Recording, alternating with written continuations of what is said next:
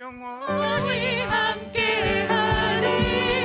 영원히 영원히 영원히.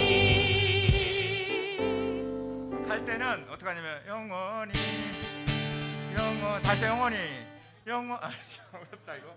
영원히가 똑같으니까. 맞아. 맞아. 그렇게 끝나라고. 아니. 다시 마지막 걸로 한번 해볼까요? 영원히 함께하리. 영원히 함께하리. 영원히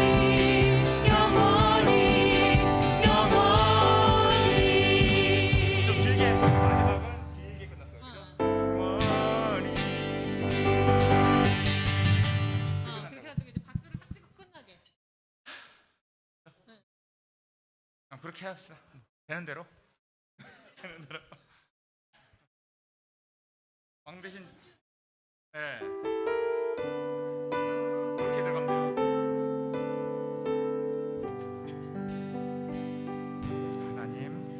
하나님 아버지께 감사하세.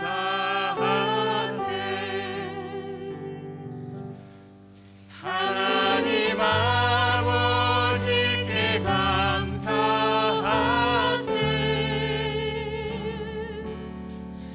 내 사랑과 경배와 영광 돌리세. 하나님 아버지께 감사하세. 예수님 크신 사랑, 예수님 크신 사랑 놀라워라.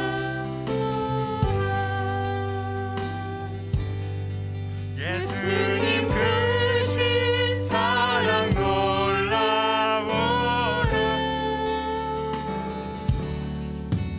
내 죄를 사하시고 구원하셨네. 예수님 크신 사랑 놀라워라. 끝났다고 치고 날본으로 할게요. 끝났다고 치고 3절 하고 날 그리고 그럼 바로 나간 거야. 그러니까 3절 할게요. 성령님께서 위로해 주시네. 날 구원하신 주, 날 구원하신 주 감사. 모든 것 주심 감사. 지난 추억이네 감사. 주내 곁에 계시네. 향기로운 봄철에 감사. 외로운 가을날 감사. 사랑인 눈물로 감사. 나의 영혼 안에. 처음에는 감사할 때 그거 리터도 안 했는데 이번은 하죠. 다 해요. 다 하는 게 더 익숙한 것 같아. 다 그죠? 그 사랑인 눈물도 감사. 나의 영혼 평안해. 3절 할게요. 길가에 장미꽃 감사. 장미꽃 가시면서 따스한 사랑의 가정. 희망 주신 것 향사. 기쁨과 슬픔도 감사. 하늘 평안이 감사. 내일의 희망을 감사. 나 영원토록 감사해. 여기 3절까지만 1, 2, 3. 근데 마지막에 어떻게 할까요? 여기 끝날까요? 아니면 기쁨과 한 번 더 할까요? 아까는 2번 했는데 병원토록 감사해. 그게 끝나? 그냥 왜냐면 이게 리타드로 하니까 끝나는 느낌이야. 그러죠 뭐. 그렇게 끝납시다. 네. 시간 다 해서 한 3분.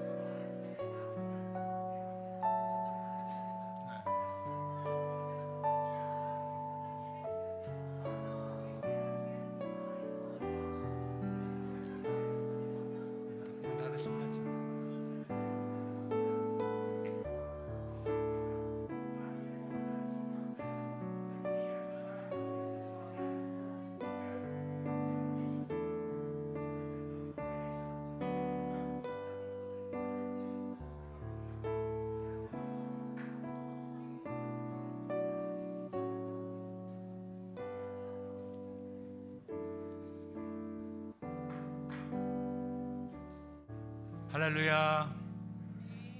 11월 14일 추수감사 주일 예배 오신 여러분들을 주님의 이름으로 환영합니다.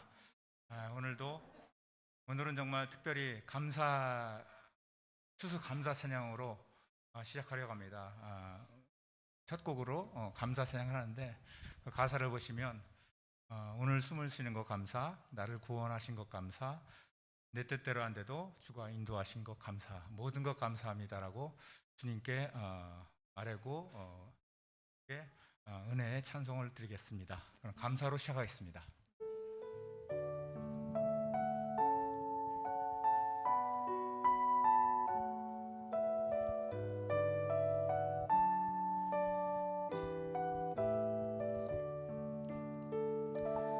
오늘 숨을 쉬는 것 감사,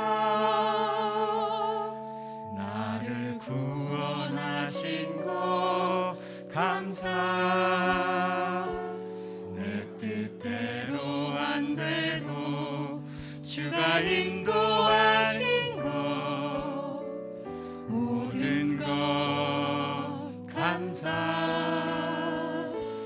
내게 주신 모든 것 감사, 때론 가져주심도 감사, 내게 고난 주셔서 주 뜻 알게 하신 것 모든 것 감사. 주님 감사해요. 주님 감사해요. 주님 감사해요. 내가 여기까지 온 것도 은혜입니다. 주님 감사해요. 주님 감사해요. 나를 사랑하신 주 사랑 감사합니다. 우리 처음부터 다시 고백하겠습니다. 오늘 숨을 쉬는 것, 오늘 숨을 쉬는 것 감사, 나를 구원하신 것 감사, 나를 구원하신 것 감사, 내 뜻대로 안 돼도 주가 인도하신 것 모든 것 감사, 내게 주신 모든 것 감사, 때론 가져가심도 감사, 내게 고난 주셔서 주 뜻 알게 하신 것 모든 것 감사. 주님 감사합니다. 주님 감사해요. 주님 감사해요. 내가 여기까지 온 것도 은혜입니다. 주님 감사해요. 주님 감사해요. 나를 사랑하신 주 사랑 감사합니다. 항상 주 안에 있음 감사, 항상 주 안에 있음 감사, 참된 소망 주심도 감사, 나 같은 사람도 자녀 삼아 주신 것 모든 것 감사. 주님 감사해요. 주님 감사해요. 주님 감사해요. 내가 여기까지 온 것도 은혜입니다. 주님 감사해요. 주님 감사해요. 나를 사랑하신 주 사랑 감사합니다. 주님 감사해요. 주님 감사해요. 주님 감사해요. 내가 여기까지 온 것도 은혜입니다. 주님 감사해요. 주님 감사해요.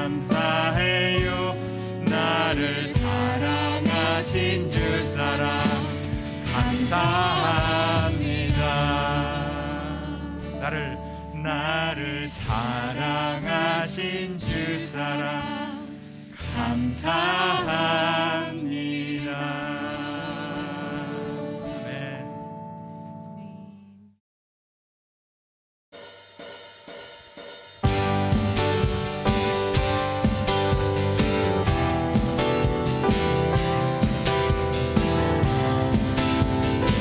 우리 마음을 모아서 광대인 주께 감사합니다. 대신 주께 감사하세. 그 사랑 영원하리라. 모든 걸 위해 뛰어나신 주. 그 사랑 영원하리라. 찬양. 찬양 찬양. 능력의 주. 능력의 손과 여신 팔로 그 사랑 영원하리라. 거듭나는 영혼들을 위하여 그 사랑 영원하리라. 찬양 찬양 찬양. 찬양 찬양. 영원히 진실하신 그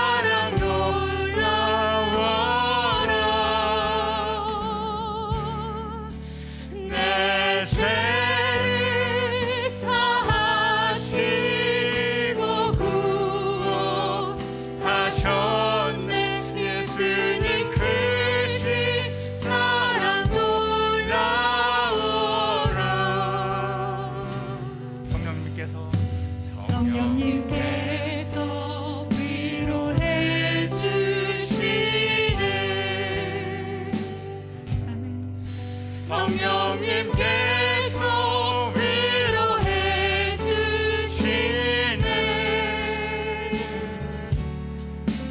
믿음 소망 사랑 이에게 주셨네. 성령님께서 위로해 주시네. 날 구원하신 주 감사. 날 구원하신 주 감사. 모든 것 주신 감사. 지난 추억이 내 감사. 주의 곁에 계시네. 향기로운 봄철의 감사. 외로운 가을날 감사. 사라진 눈물도 감사. 나의 영혼 평안해. 응답하신 기도 감사. 응답하신 기도 감사. 거절하신 것 감사. 거절하신 것 감사. 헤쳐나온 풍랑 감사. 모든 것 채우시네. 아픔과 기쁨도 감사. 절망 중 위로 감사. 증량 못하는 애 감사.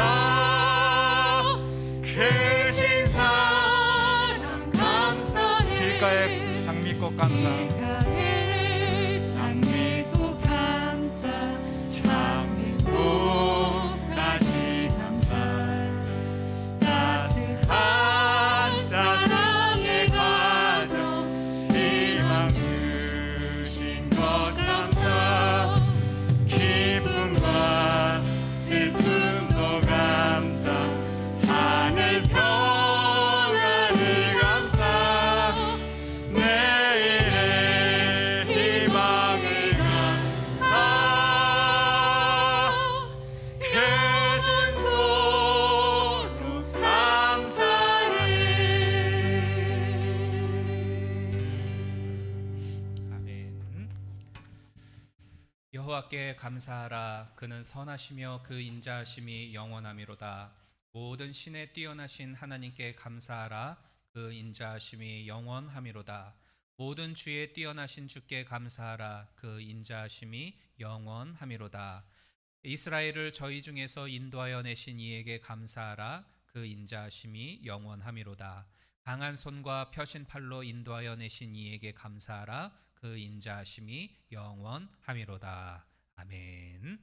우리 다 함께 사도신경으로 우리의 신앙을 고백하도록 하겠습니다.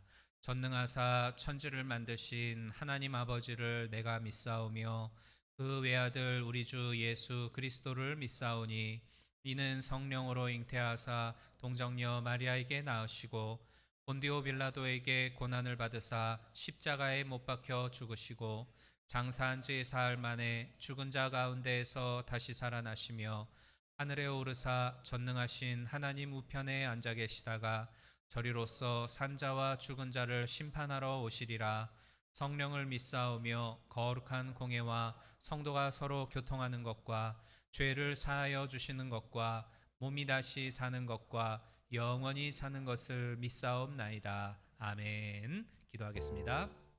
은혜로우신 하나님, 지난 한 주간도 하나님의 은혜 가운데에서 살아가게 하셨다가 이렇게 거룩한 주일날 주의 이름 앞에 무릎을 꿇고 간구하며 기도하게 하시니 참으로 감사를 드립니다. 우리의 살아가는 모든 것이 하나님의 은혜에서부터 비롯되어지는 것임을 믿습니다. 그 하나님의 은혜를 하나하나 헤아리면서 감사할 줄 아는 우리 모두가 되게 하여 주시고 또 그 감사의 고백을 통해 영광 받으시는 좋으신 하나님을 만나 배우는 우리 성도님들 될 수 있도록 도와주옵소서. 특별히 우리가 오늘 2021년도에 추수감사주의를 맞이하게 되었습니다. 모든 것이 하나님의 은혜임을 기억하고 받은 복을 헤아리며 감사할 수 있는 이 추수의 감사절기가 되게 하여 주시고 또 그러할 때에 우리의 삶의 모든 형편들을 헤아려 더 좋은 것으로 채워주시는 좋으신 하나님을 우리 모든 성도님들 경험할 수 있도록 도와주시옵소서. 여전히 우리 인생길에는 어려움이 있고 또 우리 힘과 능력으로 어찌하지 못하는 삶의 문제들이 있지만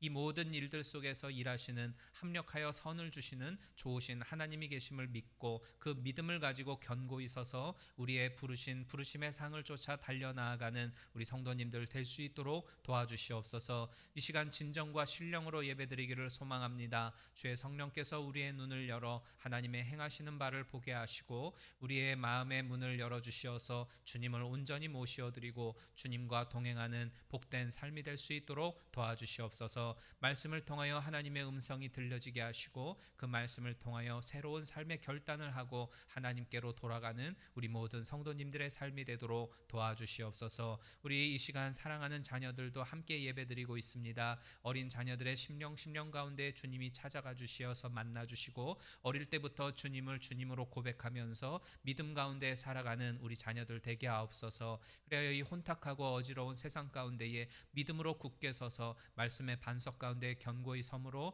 하나님의 일들을 감당케 하시고 주님이 주시는 그 소망과 큰 비전과 뜻을 품고 이 땅을 개척해 나아가는 우리 사랑하는 자녀들 될 수 있도록 도와주시옵소서. 오늘도 교회를 위하여 예배를 위하여 수고하고 애쓰는 여러 많은 손길들이 있습니다. 하나하나마다 기억하여 아름다운 상급으로 허락하여 주시고 또한 그분들의 수고를 통해 우리의 예배가 더 풍요롭고 풍성하여질 수 있도록 주의 성령께서 은혜를 더하여 주시옵소서. 예수 그리스도의 이름으로 간구하며 기도드리옵나이다.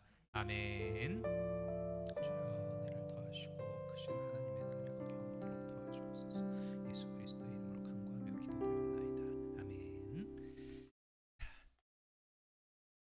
방송팀 혹시 그 전체 카톡 보내셨죠? 유튜브 주소. 그렇죠. 제가 새가족 교육하느라고 너무 늦어지면서 깜빡해서 못했거든요. 그 전체 공지 한번 대신 보내주시면 고맙습니다. 우리 창세기 12장 1절부터 9절 말씀 집어보도록 할게요. 창세기 12장 1절부터 9절 말씀입니다. 같이 읽어보도록 하겠습니다. 시작.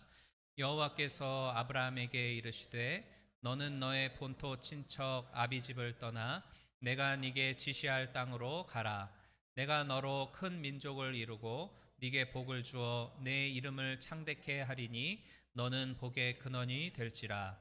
너를 축복하는 자에게는 내가 복을 내리고 너를 저주하는 자에게는 내가 저주하리니 땅의 모든 족속이 너를 인하여 복을 얻을 것이니라 하신지라. 이에 아브라함이 여호와의 말씀을 쫓아갔고 롯도 그와 함께 갔으며 아브라함이 하란을 떠날 때에 그 나이 75세였더라. 아브라함이 그 아내 사레와 조카 롯과 하란에서 모은 모든 소유와 얻은 사람들을 이끌고 가나안 땅으로 가려고 떠나서 마침내 가나안 땅에 들어갔더라. 아브라함이 그 땅을 통과하여 세겜 땅 모래 상수리 나무에 이르니 그때에 가나안 사람이 그 땅에 거하였더라. 여호와께서 아브라함에게 나타나 가라사대 내가 이 땅을 네 자손에게 주리라 하신지라.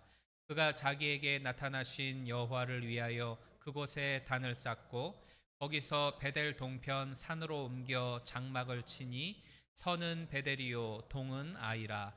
그가 그곳에서 여호와를 위하여 단을 쌓고 여호와의 이름을 부르더니 점점 남방으로 옮겨갔더라. 아멘. 이 본문을 가지고 너는 복의 근원이 되리라 라는 제목으로 이 시간 함께 은혜를 나누도록 하겠습니다. 오늘로써 우리는 2021년도에 추수감사주의를 맞이하고 있습니다. 이 추수감사절 하면 청교도라고 하는 단어가 자연스럽게 떠오르기 마련입니다. 이 청교도라고 하는 것은 그 카톨릭의 전통을 벗어버리고 프랑스 출신의 종교개혁가였던 칼빈, 그러니까 쉽게 말하면 오늘날의 장로교의 교리를 따라서 살아가기를 원했던 16세기, 17세기의 영국 개신교 성도들을 가리켜 우리는 청교도라고 이야기를 합니다. 바로 이 청교도들 가운데에서 101명이 1620년도에 신앙의 자유를 찾아서 메이플라워호를 타고 영국을 떠나 미국으로 들어오게 되어지죠. 당연히 이들에게 있어서 이 미국이라고 하는 곳은 모든 것들이 다 낯선 것들 투성이었기 때문에 여러 종류의 곤란을 당하게 됩니다. 그 중에서 이들이 제일 곤혹스러워했던 것은 뭐였냐면 동료들의 죽음이었다고 그래요. 그러니까 영국을 떠나올 당시만 해도 모두 101명이 함께 출발을 했는데 이 고난의 항해라든가 굶주림이라든가 미국에 와보니까 또 풍토병이 있는 거예요. 그래서 이래저래 해가지고 한 50명이 1년도 채 되지 못해서 사망을 하게 되어져요. 같이 고생했던 사람들 절반이나 넘게 죽음을 맛보았으니 이게 남겨져 있는 사람들한테는 제일 큰 고통이었고 힘든 일이었다고 기록을 하고 있습니다. 그렇지만 이들은 여러 가지 그 절망적인 순간들 가운데에서도 하나님이 앞으로 주실 그 복을 기대를 하면서 열심히 농사를 짓고 삶을 꾸려갑니다. 그리고 그 이듬해인 1621년도 가을에 첫 수확물을 들고서, 미국에서의 첫 수확물이겠죠. 그것을 들고서 하나님께 감사로 예배를 드리게 되어지는데 이것에서 비롯되어진 것이 바로 오늘날의 추수감사절 절기이지요. 여러분, 그 과거의 청교도들이 그러했던 것처럼 마찬가지로 우리들도 정든 고향을 떠나왔습니다. 그러니까 옛날 어린 시절의 기억들이 고스란히 담겨져 있는 그 조국을 떠나서 머나먼 이곳 미국 땅까지 이주를 해서 우리가 살아가고 있지요. 그 여정들과 되어진 그 과정들을 하나하나 생각을 해보고 떠올려 보면 그리 순탄하지만은 않았을 겁니다. 어려운 일들도 있었고 내 힘과 능력으로는 어찌할 수 없는 문제들에 부딪히기도 했었을 거예요. 그런 과정과 여정을 겪어 우리가 여기까지 온 거지요. 이 심리학자들은 말하기를 살다 보면 받게 되는 스트레스들이 있잖아요. 그런데 이 스트레스의 최고를 100이라고 놓고 볼 때에 이제 남편이 사망을 한다거나 아내가 사망을 하게 되어질 경우에 그 스트레스는 92에서 97이라고 그래요. 그러니까 우리가 살면서 겪게 되어질 가장 극심한 스트레스는 뭐냐? 남편이나 아내가 사망하게 되어지는 일이에요. 그리고 이에 못지않게 이민 생활에서부터 오는 스트레스도 있지 않습니까? 이 스트레스는 80에서 85 정도 된다고 그래요. 그러니까 우리가 이 이민 생활을 하는 게 결코 쉽지 않다. 되게 힘들고 스트레스 되는 일이고 고된 일이다라는 것을 우리가 알 수가 있죠. 그도 그럴 게 한 번도 경험해보지 못한 낯선 환경에서 우리가 익숙하지 않은 사람들하고 생활을 하고 있잖아요. 그 사람들과 관계를 형성해야 되고 또 문화적으로 그리고 제일 어려운 이 언어적으로 완전히 다른 이 환경에 우리가 놓여서 여기서 적응하면서 살아야 되는데 이게 쉬운 일이 아니지 않습니까? 정말 어렵잖아요. 그러다 보니까 이민 생활을 하다 보면 없던 부부의 문제도 생기게 되고 자녀의 문제도 발생하고 경제적으로 한국에서는 내가 여유롭게 살았는데 미국에 와보니 경제적으로 쪼달리는 어려운 일들도 발생하게 되고 언어의 문제, 건강의 문제, 인간관계 문제 뭐 수없이도 여러 많은 문제들을 우리가 경험하게 되고 그 문제 때문에 절망하고 낭망하면서 상실감 속에서 살아가게 되어지는 일들이 얼마나 많습니까? 그런데 성경을 보면요. 저나 여러분 같은 이민자들이 겪고 있는 지금의 이 다양한 문제들을 이미 경험을 했고 하나님 안에서 그것들을 승리로 이끌어냈던 많은 인물들이 성경 속에는 등장을 하고 있어요. 그 중에 대표가 바로 아브라함이다. 그렇게 생각을 해볼 수가 있겠습니다. 이 아브라함도 고향을 떠나 타향살이 하면서 살았던 이민자였습니다.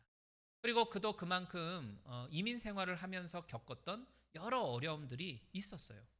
하지만 이 아브라함은 하나님이 주시는 너는 복의 근원이 되리라 라고 하는 저 말씀을 믿었고 그 믿음을 통해서 주어진 삶의 어려움들을 하나하나 헤쳐나가고 이겨내면서 마침내 가나안에서의 그 약속의 성취를 체험하게 되어집니다.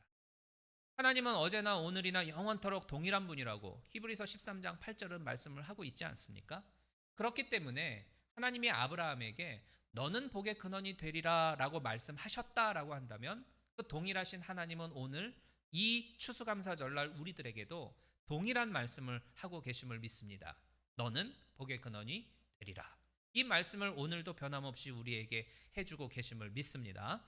이 믿음을 가지고서 나를 복의 근원이 되도록 만들어 가실 그 좋으신 하나님을 경험하는 우리 모든 성도님들이 되시기를 주님의 이름으로 축복합니다. 오늘 본문은 하나님이 아브라함이라고 하는 한 사람을 부르시는 것에서부터 시작을 하고 있어요. 1절을 보면 아브라함에게 너는 너의 본토 친척 아비 집을 떠나서 내가 너에게 지시할 땅으로 가라라는 이 말씀으로 시작합니다. 너는 떠나서 가라. 떠나가라라고 하는 건데 사실 이 말씀은 현실적으로 볼 때에 아브라함으로서는 결단을 내리기가 매우 힘든 문제였습니다. 왜냐하면 4절에 가보면 아브라함이 하나님의 부르심을 받았을 때 그때의 아브라함의 나이가 75세였다라고 했어요. 일반적으로 이 사람의 나이가 75세 정도 되면 삶에 자기에게 어떤 변화가 주어지는 건 별로 좋아하지는 않습니다. 내가 뭔가 새로 이 변화를 꾀해야 되고 그리고 내가 달라져야 한다는 거를 달가워하지 않을 나이가 75세인 거죠. 저만 해도요. 저는 사실 되게 젊거든요. 48밖에 안 됐는데 새로 셀폰을 바꿔야 되면 바꾸기가 귀찮아요. 왜 거기에 새로운 것도 적응해야 되지, 뭐 달라진 거 배워야 되지. 옛날에는 저도 나름대로 얼리 어답터라고 해가지고 새로 뭔가 기계가 생기면 제일 빨리 사서 그거 하고 싶어 하고 했던 그런 사람이었는데 이제는 다 귀찮아요. 옛날 게 좋더라고요. 익숙한 거, 편안한 거, 그게 좋아요. 아직도 젊은데 그런데 말이죠. 근데 이 아브라함도 마찬가지였을 거예요. 특히나 5절에 나타나 있는 그 정황을 보면 아브라함이 그 아내 사레와 조카 롯과 하란에서 모은 모든 소유와 얻은 사람들을 이끌고 가나안 땅으로 가려고 떠나서 마침내 가나안 땅에 들어갔더라. 그러니까 하란에서 얻은 모든 소유, 쉽게 말하면 뭐 집도 팔아야 되고 주식도 팔아야 되고 뭐 다 팔아야 되는 거예요. 다 팔아야 되고 함께 있는 그 모든 사람들하고 다 챙겨서 떠나야 된다는 거예요. 그러니까 이 말씀은 아브라함이 한참 그 뭔가 안정기를 누리고 있고 모든 게 지금 다 편안해 있을 때에 하나님이 부르셨다는 거예요. 그러면은 내가 떠나려면 어떻게 해야 돼요? 정리해야 되잖아요. 그리고 앞으로의 뭔가가 나의 미래에 닥쳐올지 모른다는 불안감을 맞이해야 돼요. 그러니까 안정된 인생을 포기해야 한다는 것을 우리에게 암시해 주는 말씀입니다. 그러면 과연 여러분 아브라함이 그래 떠나자라고 결단하는 게 이 쉬운 문제였을까요? 여러분들 같으면 어떠했겠습니까? 쉽게 결단 내리겠습니까? 그러니까 누구보다도 하나님은 사실 아브라함이 결단 내리기 참 어렵지 아시지 않겠어요? 하나님이니까. 그런데도 왜 하나님은 아브라함에게 그런 힘든 결단을 하라고 명령을 내리고 있는 걸까요? 예레미야 29장 11절을 보면 너희를 향한 나의 생각은 내가 아나니 재앙이 아니라 곧 평안이요 너희의 장래에 소망을 주려 하는 것이라 이렇게 말씀을 합니다. 그러니까 하나님이 저나 여러분들에게 하시는 모든 명령들, 모든 말씀들은 다른 누구를 위함이 아닌 바로 저와 여러분들에게 평안과 소망과 복을 주시기 위함인 줄로 믿습니다. 아브라함에게도 마찬가지였다는 거죠. 본문 1절에 떠나서 가라. 떠나서 가라. 여기를 히브리어 원문으로 보면 너를 위하여서 떠나가라. 이렇게 설명을 하고 있어요. 너를 위하여서 떠나가라. 즉 아브라함 입장에서는 되게 어려운 결단이 될 거고 어찌 보면 되게 황당하고 말도 안 되는 그러한 명령을 하나님이 주셨지만 하나님이 이렇게 명령을 하신 이유는 다른 게 아니라 아브라함을 망하게 하려고 하는 게 아니라 너를 위해서 아브라함 너를 위해서 떠나가라는 거다. 너를 위해서 떠나가라는 거다. 왜 그럴까요? 그래야 하나님께서 준비해 두신 더 큰 복을 아브라함이 받아 누릴 수가 있는 거고 그 복을 받아서 기뻐할 아브라함을 하나님은 보시기를 원하셨던 것이죠. 그래서 너를 위하여 떠나가는 거다. 이렇게 말씀을 하고 있습니다. 또 여러분들은 왜 한국을 떠나서 미국으로 오셨습니까? 여러분들은 왜 미국을 찾아오셨어요? 저는 공부 좀 더 해보려고 떠나왔거든요. 그래서 뭐 한 3년이나 4년이면 되겠지 예상을 하고 이제 미국을 왔는데 다음 달로 벌써 15년이 돼버려요. 네. 게다가 이제 제가 아예 미국 시민이 돼버렸지 않습니까? 그러니까 사람 일은 아무도 모르는 거죠. 그죠?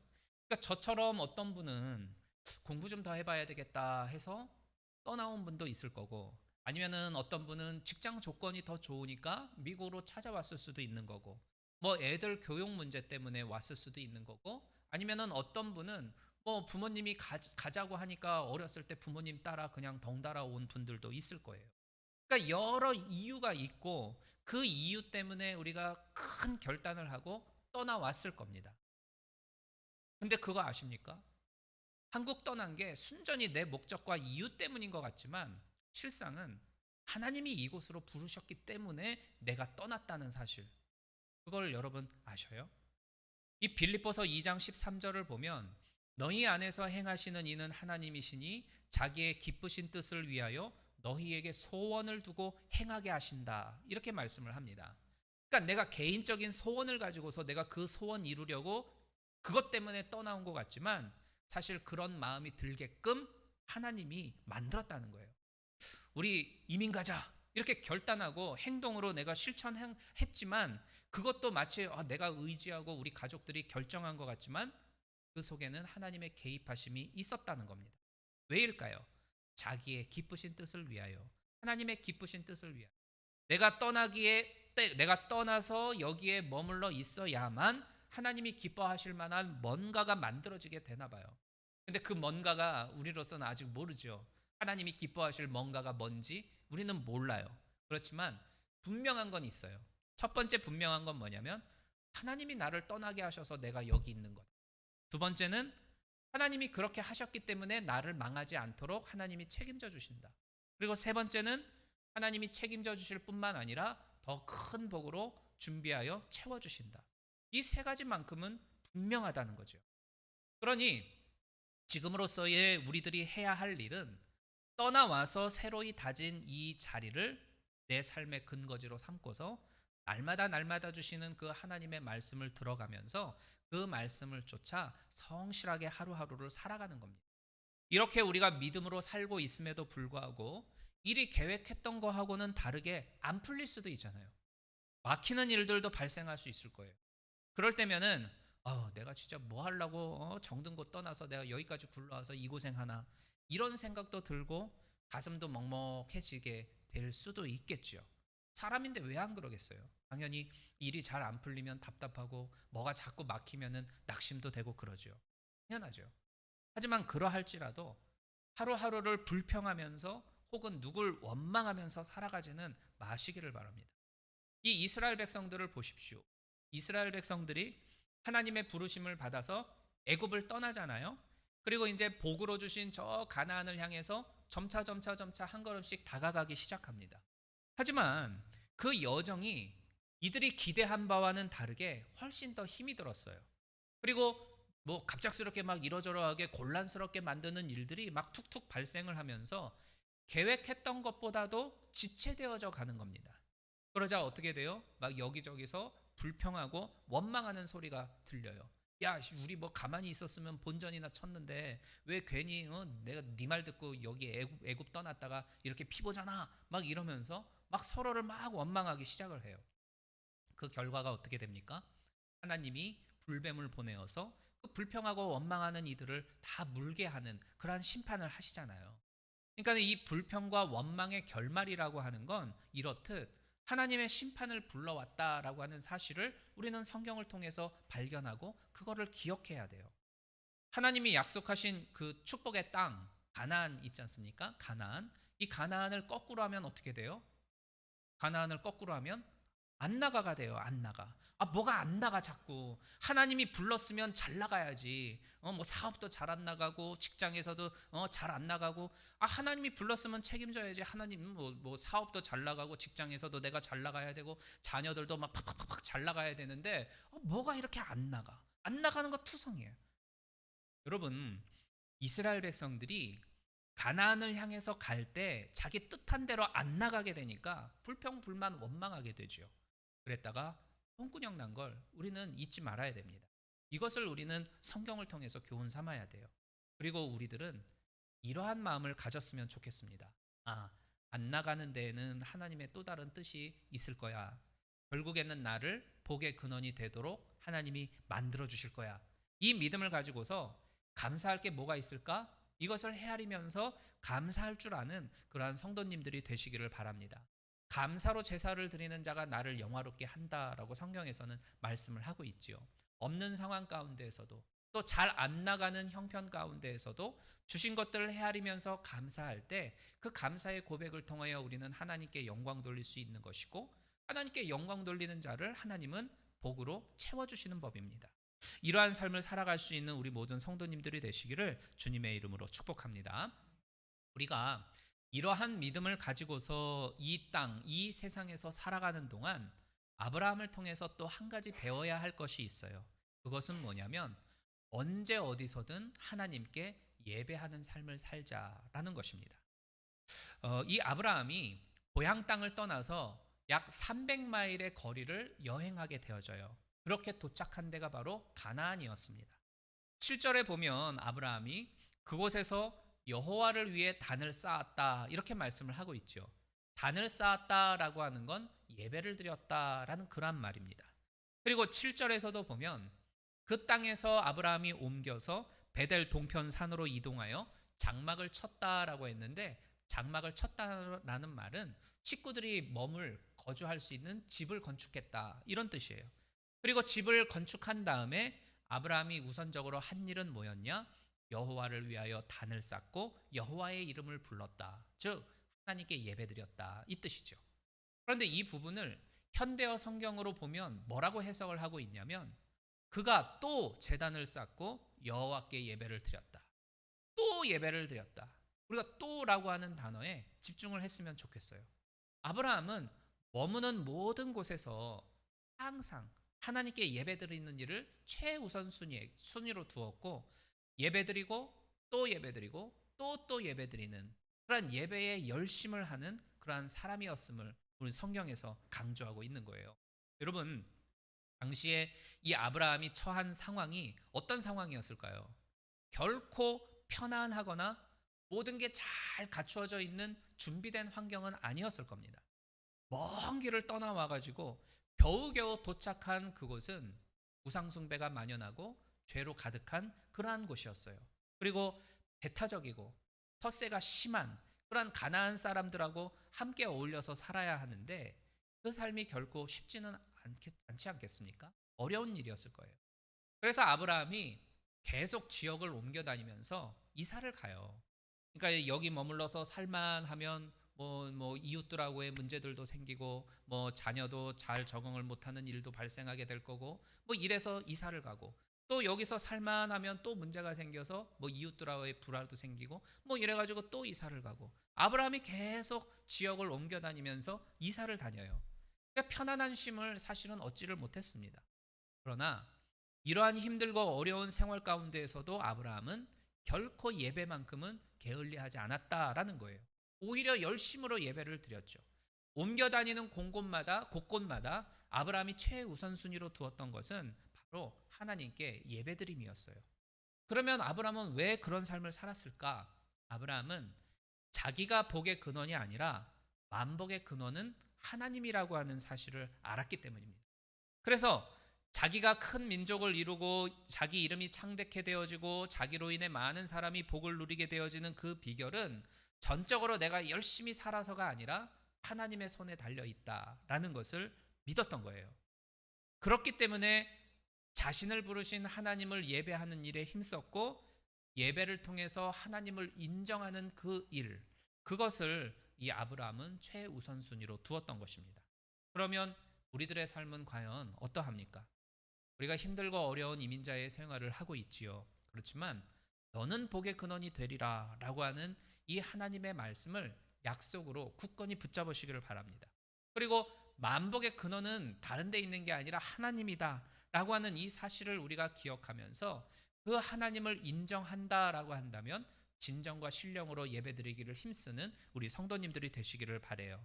우리의 나아가는 삶의 여정이, 그리고 내가 머무르는 그 장소가 어떠한 곳이 되었던지 간에 우리가 힘쓰고 내 삶의 최우선순위로 두어야 할 것은 하나님께 예배드림임을 우리가 기억하고 그러한 삶을 살아가는 우리 성도님들이 되시기를 바랍니다. 그러면은 그러할 때에 하나님이 아브라함에게 약속하신 복을 성취시키고 그에게 허락하여 주셨던 것처럼 바로 저와 여러분의 삶에도 그와 같은 놀라운 은혜를 허락하여 주실 줄로 믿습니다. 이러한 믿음 가운데 승리하는 우리 모든 성도님들의 삶이 되시기를 주님의 이름으로 축복합니다.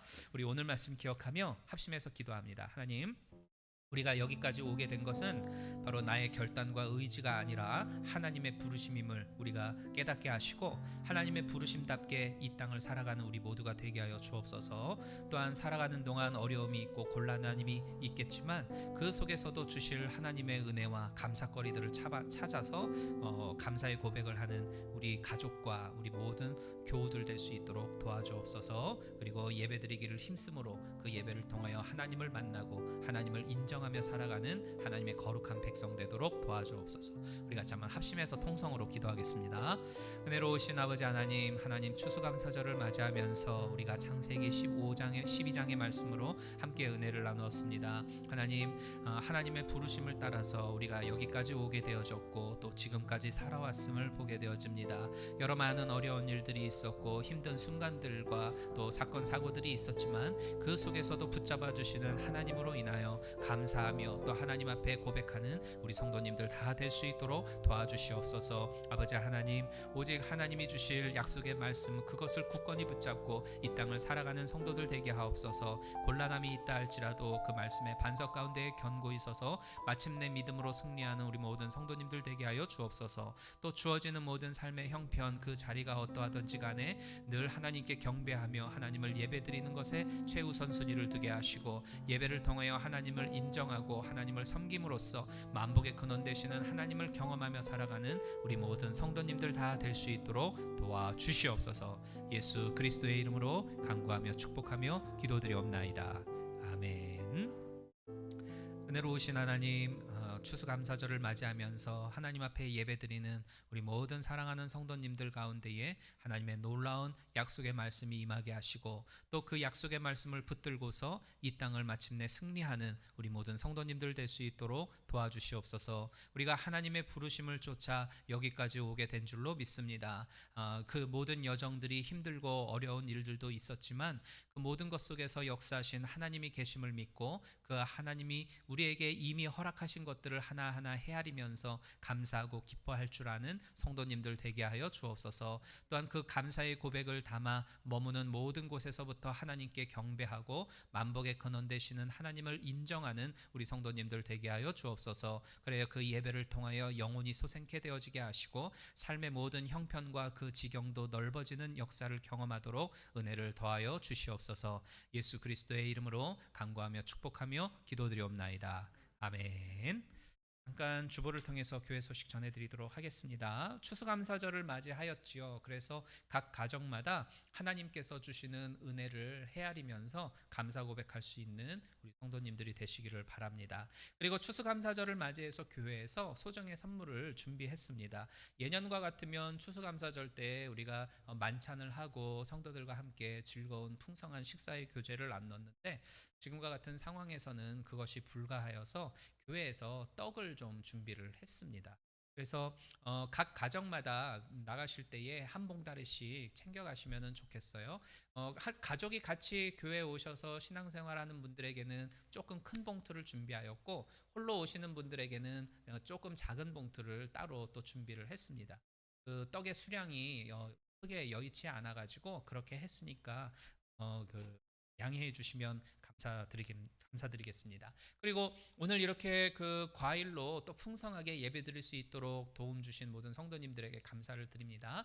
예배가 끝나면 우리 여성교회에서 이 과일들을 분류해가지고 우리 주변에 있는 이웃들에게 나눠드리고 그리고 또 우리 교회 어르신들에게 또 나눠드릴 거예요. 그래서 우리 교회 어르신분들은 그냥 가지 마시고 떡봉투 들고 가지 마시고 따로 과일 바구니하고 떡을 담아서 준비해서 주실 거예요. 그래서 그냥 가지 마시고 꼭 하나씩 챙겨가시면 좋겠습니다. 네, 그리고 3번에 보시면 2022년도 생명의 삶 교재를 주문받습니다. 1년치 교재비는 35불이고요. 오늘 저녁까지 신청을 마무리해 주시면 좋겠습니다. 왜냐하면 어제 갑자기 그 두란노에서 연락을 주었는데요.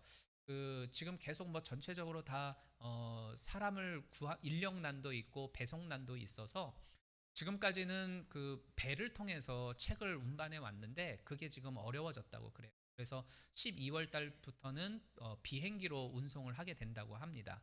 그래서 비행기로 운송하게 되면 그만큼 그 운송 비용이 늘어나는 일이 발생하겠죠. 그래서 우리들이 오늘까지 신청을 해서 주면은 인상된 가격으로 하지를 않고 기존의 가격으로 해준다고 그래요. 그 비용이 한 20불인가 25불로 올라가더라고요. 그래서 그런 비용을 절감하기 위해서라도 오늘까지 신청을 받으니까 저에게나 아니면은 이면주 집사님에게 신청하시고 책값을 지불해 주시면 고맙겠습니다. 기존에 계속 구독해 오셨던 분들은 그대로 가는 걸로 제가 알고 있고요. 그리고 새로이 신청하실 분들은 꼭 말씀해 주셔서 인상되기 전에 가격으로 책 받을 수 있도록 그렇게 해주시면 고맙겠습니다. 사실은 이게 아마 제가 알기로는 1년치가 75불인가 그럴 거예요. 그런데 교회에서 그 절반을 부담해주고 있지요. 그래서 이 기회를 잘 활용하시면 좋겠습니다. 셀 모임은 다음과 같고요. 교회 청소 봉사 손길 필요하니까 많은 분들 헌신해 주시면 감사하겠고 6번에 보시면 제 기억으로는 내년도 3월 9일 날이 대통령 선거가 있는 걸로 알고 있어요. 그래서 그 시애틀 영사관 측에서 어저께 한 분이 오셔서 이 홍보 문구하고 그다음에 팜플렛들을 주고 가셨거든요. 그분이 이런 말을 하시더라고요.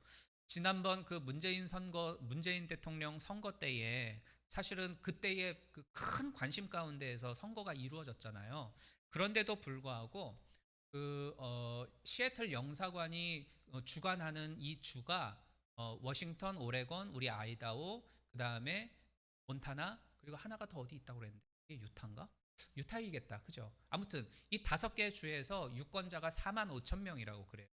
그런데 이 4만 5천 명 가운데에서 투표권을 신청한 사람은 4천 명이고 그 4천 명에서 실제적으로 투표한 사람은 2천 명밖에 되지를 않는다고 그래요. 그러니까 4만 5천 명 가운데 2천 명만 진짜 투표를 한 거죠. 그렇게 뜨거운 열기가 있었음에도 불구하고. 그러면서 뭐라고 말하냐면 이 해외에 나와서 살고 있는 우리 동포들이 더 많은 어떤 유익함을 누리고 정부로부터 혜택을 받기 위해서는 투표를 통해서 유권자의 힘을 보여주어야 한다. 근데 이 5개 주 합쳐서 2천 명밖에 투표를 안 했다고 한다면 한국 측에서도 그 정치인들이 우리를 위한 뭐 법안을 만들지도 않고 생각지도 않는다고 그런 이야기를 하더라고요. 그래서 우리 투표권을 가지고 있는 분들뿐만 아니라 우리 자녀들을 위해서도 꼭 투표를 하셔야 된다. 이런 이야기를 강조하셨어요. 그래서 투표를 하려면 미리 투표권 신청을 해야 된다고 그래요. 그래서 저기 지금 게시판에 제가 팜플렛을 붙여놨거든요. 그거 보시고 거기 QR 코드가 있는데 그거 찍으면 신청하는欄으로 바로 넘어간다고 그래요. 그래서 쉽다고 하니까 신청하시고 그리고 그 과정이 조금 어려운 우리 어르신분들이 계시면 젊은 분들한테 물어보셔서 해결할 수 있도록 그렇게 해주시면 고맙겠습니다. 그러니까 실질적으로 투표를 하지 않아도 투표권부터 신청하는 게 중요하다고 그래요. 그래야 그 정치하는 사람들이 그 숫자 보고 신경 써준다고 이런 이야기를 하니까 일단은 투표권 많이 신청해 주시면 고맙겠습니다. 그리고 계속 광고했던 것처럼 이제 내일부터 금요일까지 이 본당과 식당 쪽에 카펫 전체 교체 공사가 이루어지게 되어집니다. 그래서 오늘 예배가 끝난 후 우리 성도님들이 조금 시간을 내어 주셔서 이 본당에 있는 이 모든 기물들을 하고 식당 쪽에 있는 모든 기물들도 다 빼서 복도하고 그 다음에 룸마다 이렇게 새로이 쟁여야 하거든요. 그래서 이 작업들을 성도님들이 해주시면 고맙습니다. 그리고 끝나면 피자 먹으면서 같이 식사 교제할 계획이니까요. 많은 손길들 부탁을 드립니다. 그리고 금요일 날이 마무리되는 만큼 이제 돌아오는 토요일 날에도 우리가 다시 교회에 모여서 모든 기물들을 원상복귀해 놓아야 하거든요. 그래서 그 부분도 생각하시면서 도움 주시면 고맙겠습니다. 이 시간은 추수감사주의를 맞이하면서 준비하신 예물 하나님께 드리겠는데요. 특별히 오늘은 특별 찬송을 준비를 했습니다. 하나님의 은혜라고 하는 찬양으로 우리 하명목 집사님 나오셔서 미리 준비해 주시겠어요? 하명목 집사님, 또 정하나 성도님, 이면진 성도님, 박소라 집사님께서 오늘 추수감사주의를 맞이하면서 하나님의 은혜 이 찬양으로 특별 찬송으로 하나님께 영광 돌리도록 하겠습니다.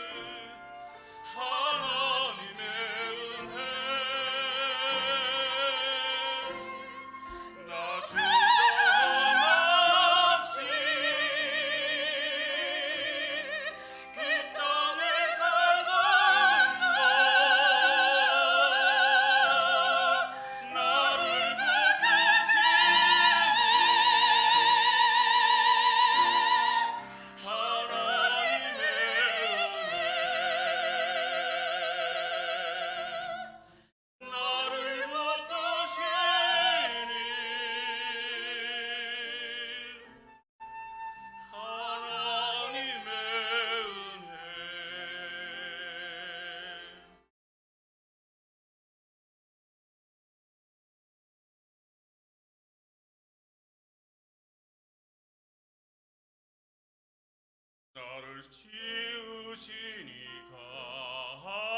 하나님 나를 부르시니가 하나님 나를 보내시니가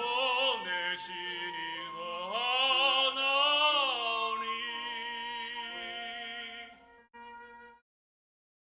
나의 나 된 것은 다 하나님 은혜라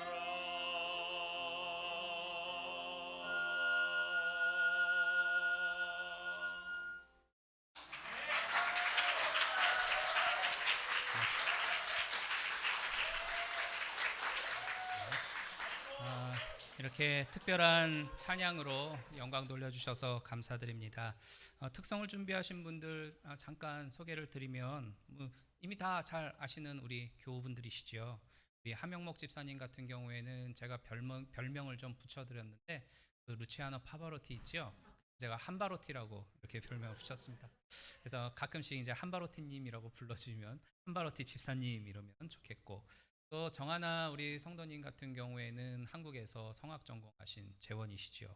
또 박수라 집사님은 제가 오늘 아침에 교회 8시 조금 안 돼서 왔거든요. 근데 벌써 오셔가지고 피아노 연습하면서 오늘 찬양으로 막 준비하고 계시더라고요. 그래서 야, 대단한 열심으로 섬겨주고 계시구나 해서 너무 감사했고, 또 이렇게 익숙치 않은 얼굴이 한 분 계시죠? 그죠? 플룻으로 연주하신 우리 이면진 성도님이신데 참 그 플룻 소리가 너무 아름답잖아요. 근데 취미로 하신 게 아니라 사실은 우리 이면진 성도님께서 플룻 전공하신 분이고, 그리고 그 시립 교향악단에서 활동하셨던 그런 분이십니다. 그래서 참 감사를 드리고요. 그 이외에 또 우리 보이지 않는 저 구탱이에서 방송으로 봉사하시는 우리 성도님들도 있고, 또 저 방 구석에 숨어가지고 지금 통역으로 봉사하고 있는 저기 나왔구나, 기어 나오셨네요. 예, 네. 그래서 이렇게 보이지 않게 또 보이는 곳에서 수고하는 우리 여러 성도님들의 손길이 있기 때문에 우리 교회가 지금처럼 견실이 세워졌고 또 하나님께 영광 돌리는 아름다운 교회이지 않는가 생각해 봅니다. 그래서 모든 성도님들을 위해서 참 감사드리고 우리 서로를 위하여 격려하면서 박수 한번 드리도록 할까요? 네, 고맙습니다. 우리 이 시간 예물을 위하여서 기도하기 이전에 우리 두 가지의 기도 제목을 가지고 합심해서 기도했으면 좋겠습니다. 첫 번째는 이제 내일부터 금요일까지 이루어질 교회 공사를 위해서 기도했으면 좋겠어요. 카펫 교체 공사를 하게 되어지는데 하나님께서 그 일을 진행해가는 모든 일꾼들의 손을 통해서 이 작업이 잘 이루어지게 하여 주시고, 혹시라도 이 사단마귀가 틈을 타서 분란이라든지 불필요한 그러한 일들이 발생하지 않을 수 있도록 해달라고 그렇게 기도해 주시면 고맙겠습니다. 그래서 우리 교회가 더 아름다운 모습으로 정결하여지고 함께 모였을 때 더 기쁨으로 예배드릴 수 있는 예배될 수 있도록 해달라고 이 시간 같이 한번 내일부터 있을 교회 공사를 위해서 합심해서 통성으로 기도하겠습니다. 우리 기도하겠습니다. 은혜로우신 아버지 하나님, 하나님 이 시간 우리 교회를 위하여서 특별히 내일부터 이루어지게 될 교회 공사를 위하여서 같이 기도합니다. 하나님 이 모든 일들 하나하나 속에서 하나님의 선한 인도하심을 경험하게 하여 주시고 아버지 하나님의 손길을 통하여서 이 모든 작업들이 잘 이루어지고 진행되어져 갈 수 있도록 도와주시옵소서. 악한 사단마귀가 틈타서 회방하지 아니하도록 도우시고 또 불미스러운 일들이 발생하지 아니할 수 있도록 주께서 철저히 지켜보아여 주시옵소서. 모든 작업들의 과정들과 이루어지는 하나하나의 일들이 일사천리로 진행되어져 갈 수 있게 하여 주시고, 그리하여 우리 그 교회가 더 정결하고 또 깨끗하게 단장되어져서 함께 모이는 성도들에게 큰 기쁨이 될 수 있도록 주님 도와주시옵소서. 우리가 한 자리에 모여 함께 선을 이루어 나아가고 있습니다. 하나님이 모든 일들을 주께서 보시고 기뻐 받으실 줄로 믿사오니 우리가 더욱 합력할 수 있게 하여 주시고, 그리하여 선을 이루어 나아가 하나님 앞에 영광을 돌리며 우리의 신앙생활이 더 유익하고 기쁠 수 있도록 주님 도와주시옵소서. 예수 그리스도의 이름으로 간구하며 기도드리옵나이다. 아멘. 한 가지 기도 제목 가지고 더 기도했으면 좋겠는데요. 추수감사절을 맞이한 만큼 우리 가족들 모두가 감사하는 마음으로 넘쳐났으면 좋겠습니다. 그래서 특별히 우리 사랑하는 자녀들이 부모에게 감사할 수 있는 자녀 되게 하시고, 또 같이 함께하는 형제 자매에게도 감사할 수 있는 우리 아들, 딸이 될 수 있도록 하고 기도했으면 좋겠습니다. 그래서 이 추수감사주의를 맞이한 만큼 부모는 자녀에게, 자녀는 부모에게, 또 형제지간 간에 서로서로 감사할 수 있는 가정 될 수 있도록 하고, 우리 이 시간 같이 한번 합심해서 통성으로 기도하도록 하겠습니다. 기도하겠습니다. 은혜로우신 하나님, 추수감사주의를 맞이하면서 우리 사랑하는 성도님들 함께 모여 예배드리고 하나님 앞에 감사로 영광을 돌립니다.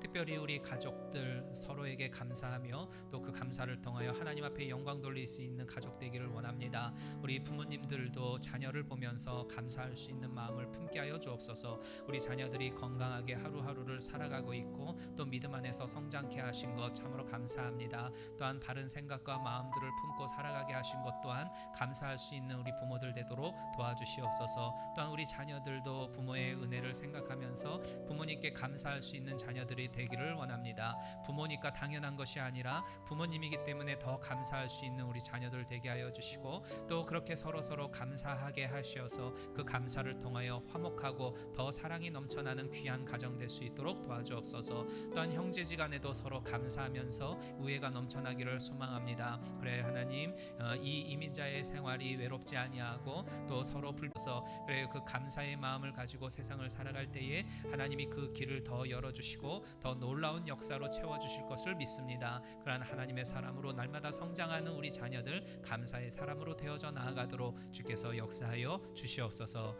예수 그리스도의 이름으로 간구하며 기도드리옵나이다.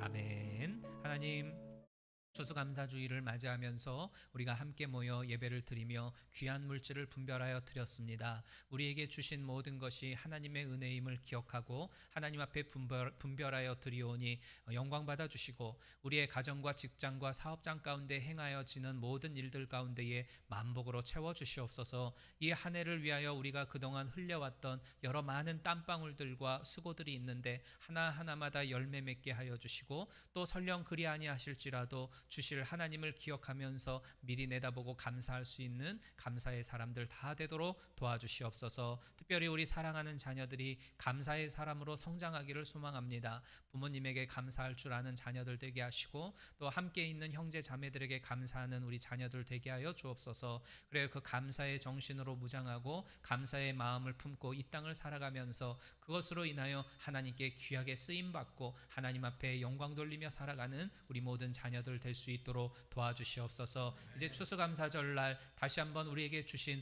받은 복을 하나하나 헤아리면서 기뻐하고 감사의 고백할 줄 아는 우리 성도님들 되게 하여 주옵소서. 그래요, 그것으로 각 가정마다 더 우애가 넘치고 사랑이 넘쳐나며 기쁨의 감사의 고백이 흘러넘쳐서 더 하나님께 영광 돌리는 우리 온 성도님들의 가정 되도록 도와주옵소서. 예수 그리스도의 이름으로 간구하며 기도드리옵나이다. 아멘. 우리 마지막 찬양으로 함께 찬양 드리고 축도함으로 마치겠습니다.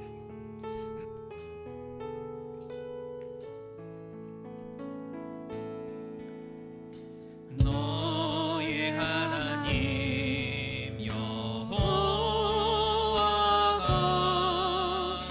너의 가운데 계시니 그는 구원을 베푸실 전능자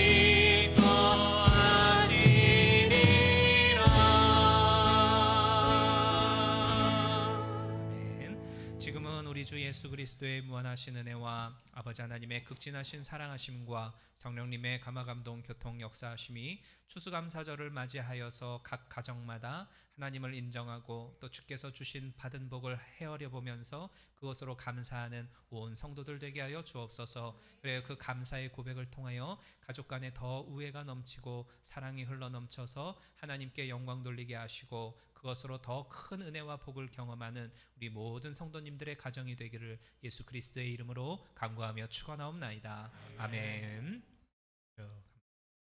대거하시고 역사하시는 좋으신 하나님을 만나며 올 수 있도록 아버지 도와주시옵소서. 예수 그리스도의 이름으로 간구하며 기도드리옵나이다. 우리 하나님께 영광의 박수 올리겠습니다. 네, 감사합니다. 광고 말씀드린 대로 가실 때에 꼭 떡봉투 받아가시기 바랍니다.